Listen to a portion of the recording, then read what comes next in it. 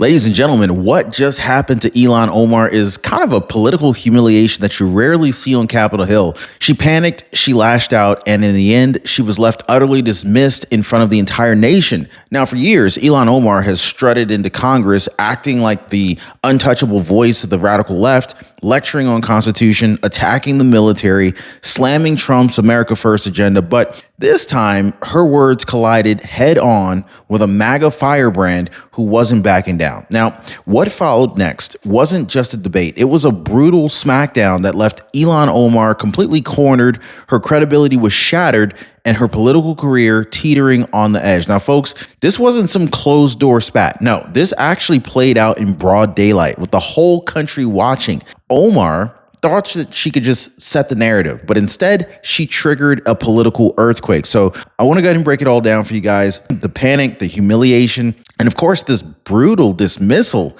that could mark the beginning of the end for Ilhan Omar's career. So do not go anywhere. Hit the like button, subscribe, because what you're about to see, this is why this moment might be the final chapter in her rise and the biggest win yet for President Trump's MAGA movement. Now, I want to dive right into the panic moment. Like, you could see it on her face. Ilhan Omar, the self-appointed expert on everything from immigration to foreign policy, suddenly rattled. Now, for years, she strutted into Congress, confident, combative, basically convinced that she could control the entire narrative. But this time the mask slipped. This wasn't the same cool, collected Omar. This was a cornered politician fighting to keep her footing as the MAGA movement bore down with the kind of force that she never faced before. So the turning point, though, came when President Trump himself dropped a political thunderbolt. Back in June, Trump launched into one of his now famous tirades, naming names, calling out the radicals in Congress, and putting Omar front and center right alongside Alexandria Ocasio-Cortez and Jasmine Crockett. And let me tell you, he did not mince words. In fact, he labeled AOC as stupid and warned Ilhan Omar that the MAGA movement wasn't backing down this time. No, not at all. In fact, this was the lightning strike that literally set the stage, because when President Trump talks, the MAGA base, they listen, okay? And when the base listen, pressure builds in Congress. Now, Omar wasn't just facing Republicans. No, she wasn't just facing Republicans anymore. In fact, she was facing a tidal wave of grassroots fury. This right here, my friends, this is when the panic set in. Her speeches became way more frantic. Her rebuttals were way less convincing. The woman who once spoke with icy confidence, she now sounded incredibly defensive, even desperate. Now that, my friends, this is where the brutal smackdown began to form. Now, smart people, they make smart moves. And the smartest move you can make right now in retirement is making sure your Medicare plan actually works for you. Now, this is why so many people are calling Chapter. They figured out that it's not about being sold. It's about being educated. And one viewer put it perfectly. Chapter didn't just push me. In fact, they didn't push me at all. They gave me my options and they let me decide. That's why I trusted them. Hey, let me ask you this. When the smart choice is clear like this, do you really want to be the one who's ignoring it, or do you want to do what most people are already doing? Now, most people, they're calling the number on the screen down below right here, or they're visiting askchapter.org/Ron. The phone number is 909-563-8279. Now, here's where the hammer really dropped. Enter the rising MAGA star, so confident, so sharp, unafraid to throw punches where most Republicans used to tiptoe. Meanwhile, Ilhan Omar tried to frame Trump's reconciliation bill as a big, ugly bill and the largest transfer of wealth since the poor to the rich. Now, get this, guys. This new voice from Texas stepped up and turned the tables in spectacular fashion. He didn't just push back. He obliterated her narrative entirely. With fire in his voice, he declared that this bill wasn't about enriching the wealthy. No, it was about extending Trump's tax cuts for the working class, unleashing American energy, rebuilding our military, and yes, funding the mass deportation of illegal aliens who've been devastating communities across the country. Now, here's where Ilhan Omar's panic showed. She had no real response. Her trademark moral grandstanding all of a sudden looked weak against the blunt force of MAGA realism. Because when Brandon Gill began listing the waste, fraud, and abuse uncovered by President Trump's Department of Government Efficiency, DOGE, the entire room shifted. Think about it. $1 million for French-speaking LGBTQ groups in Africa, $50,000 for a transgender opera in Colombia, $80,000 for queer feminist discourse in Albania, hundreds of millions of dollars funneled into NPR, PBS, and so-called international soft power organizations that prop up elites and censor Americans at home. Now, Ilhan Omar's attempt to paint Republicans as cruel, it fell flat the second that Gill made it clear that it wasn't about cruelty here. It was about accountability. Every taxpayer wasted dollar was wasted on fringe projects, and it was money that was stolen from the ordinary Americans here. So every dollar spent propping up ideology overseas, this was money that should have gone to Americans struggling right here at home. When Gill tied it all back to Trump's mandate to clean up the swamp and return power back to the people, the humiliation was complete. Omar looked cornered, outgunned, and essentially dismissed in real time. Now, this wasn't just a brutal rebuttal. This was a brutal smackdown this was the kind that you just don't recover from politically. So now here's where things move from embarrassing to downright dangerous for Ilhan Omar's political career, because humiliation in Washington doesn't just sting in the moment. Oh, it lingers, and it shapes the headlines, it sways donors, and it leaves scars that can decide elections. So what does it mean when we say Ilhan Omar has been dismissed? Well, it means that her credibility, the one thing that she's built her entire career on, it's unraveling. When a Republican senator openly declares that she carries zero weight on national security issues, that isn't just an insult. That is a signal to colleagues, to voters, and to the press.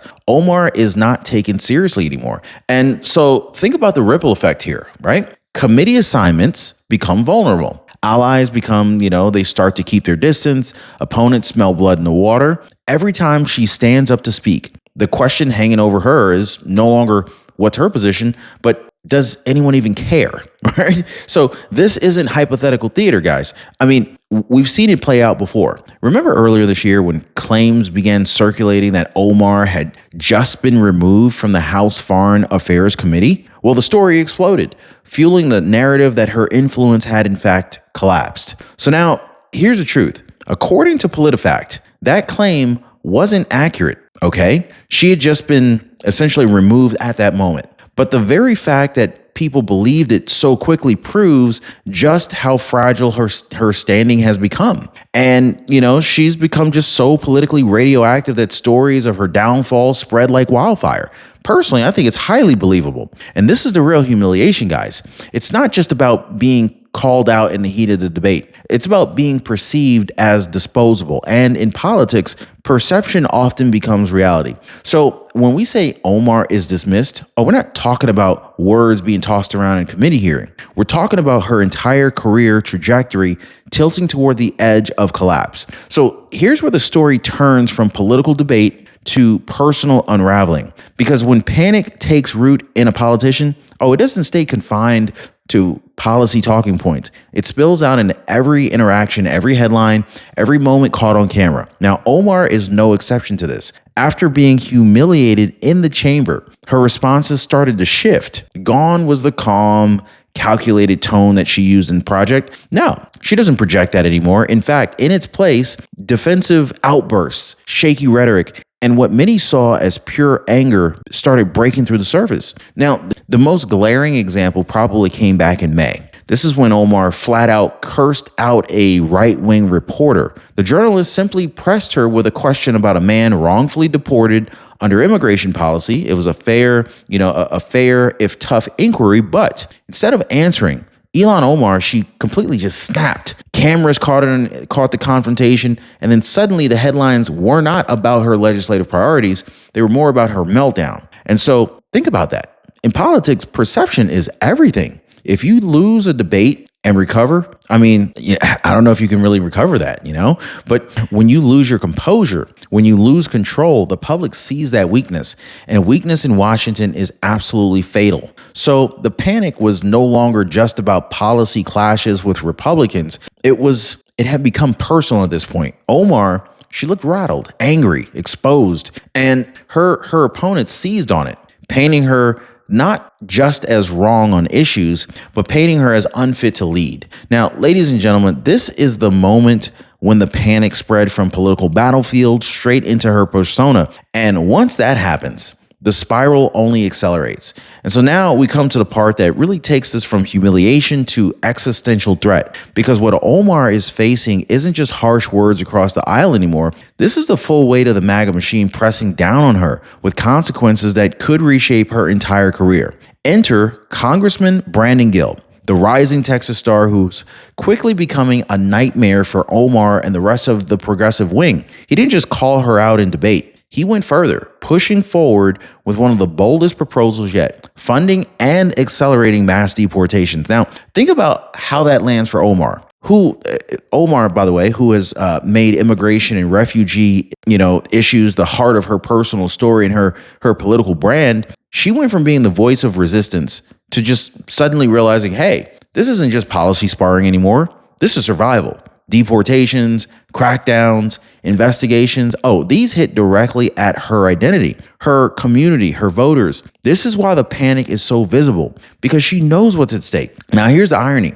Omar has long cast herself as a fighter against authoritarianism, claiming that Republicans want to create a police state budget. The MAGA movement is flipping the script. They're saying she's the one that's defending corruption, waste, and unelected bureaucracy. Meanwhile, Trump and Gill are the ones that are actually cleaning things up. Even sympathetic profiles like the one that she gave earlier this year to Vogue. They show just how much pressure she's under. In this one piece, Omar spoke about bringing America back from the brink. But now the brink is at her doorstep, and the MAGA movement is the one that's holding the line. So the deportation fight, it's just another legislative battle. This is the kind of move that leaves Omar with two choices. You can fight back harder than ever and risk total collapse, or she can retreat and admit that she's been politically dismissed. Neither path really looks all that good for her future, if you ask me. So here's where the story grows even bigger than Ilhan Omar herself,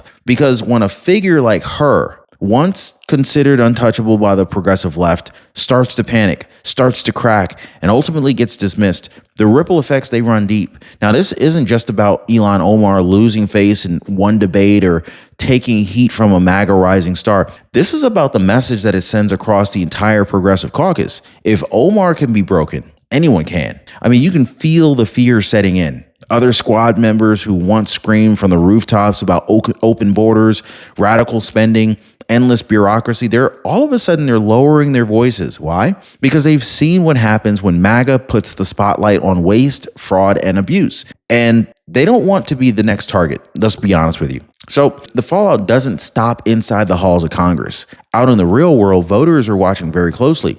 They're seeing Trump's movement, and it's rising. It's rising with confidence, while Omar is looking weaker, more erratic, and more cornered by the day. That shifts public's perception. This will absolutely shift the public's perception 100%. This changes election math, and that forces Democrats to make a choice. Either distance themselves from Omar's style of politics or go down with the ship, go down with her. Now, ladies and gentlemen, this is the essence of dismissed. It's not just about losing an argument. This is about being written out of the script. It's about becoming a cautionary tale for your own side and a rally cry for your opponents. So when we look at Ilhan Omar today, rattled, panicked, humiliated, and completely dismissed, we're not just looking at one congresswoman's struggles. We're actually looking at the collapse of an entire progressive strategy under the heat of President Trump's second term. This is why this particular moment matters so much, because it's not just the end of Omar's narrative. It is the beginning of a new chapter where